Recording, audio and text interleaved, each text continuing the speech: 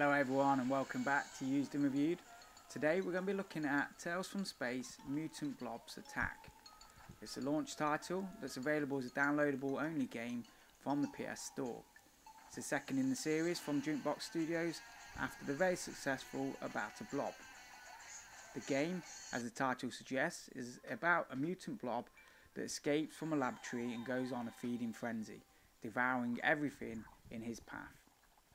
The escape has landed a blob in the unexpected student dormitory at college, and it's here that you will begin to learn the skills necessary to grow large and conquer the edible human race. As a control of the blob, your task is very simple: eat everything and eat anything. At first glance, the game appears to be nothing but another 2D platformer. In the early stages, your goal is simple: eat, eat and eat. As a small blob, you begin to consume small objects familiar to any student house or dormitory: crisps, sweets and the occasional tooth. As the thirst for random objects increases, so does your waistline. Of course, if blobs had waistlines. In order to progress past certain sections of the game, you must become large enough to eat your way through the objects that stand in your way. But it's not all eat and run. As you progress through the game, you'll come up against puzzles dotted around the landscape. Whilst not overly complicated, some of the puzzles may take a few minutes to figure out.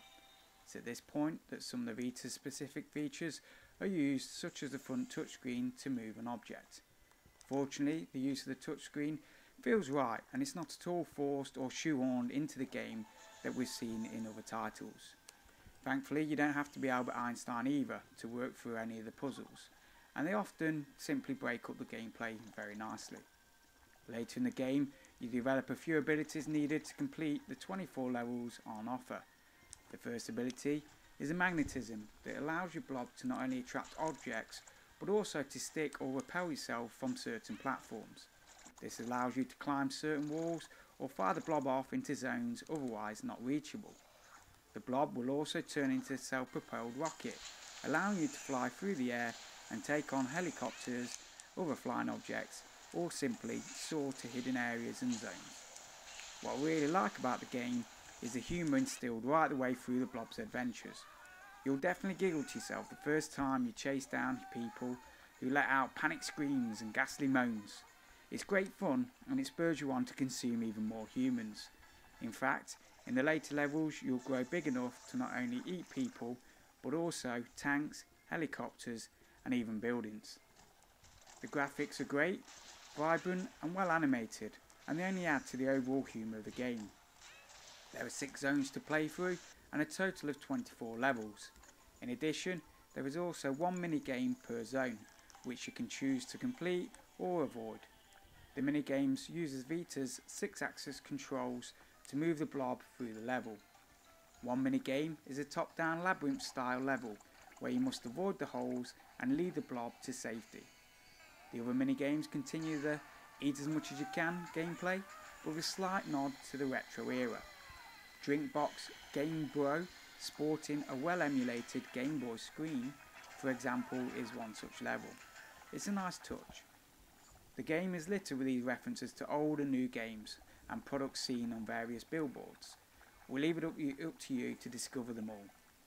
To add replayability to the game, it also has online scoreboards, so you can compete with your friends, gloat and come back for more.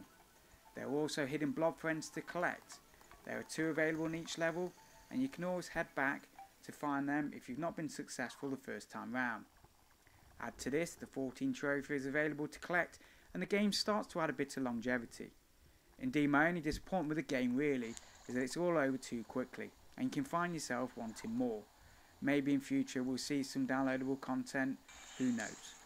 Apart from the size of the game and the lack of a co-op mode as seen in About a Blob, this game has to be high on the shopping list for any Vita owner with space on their memory card.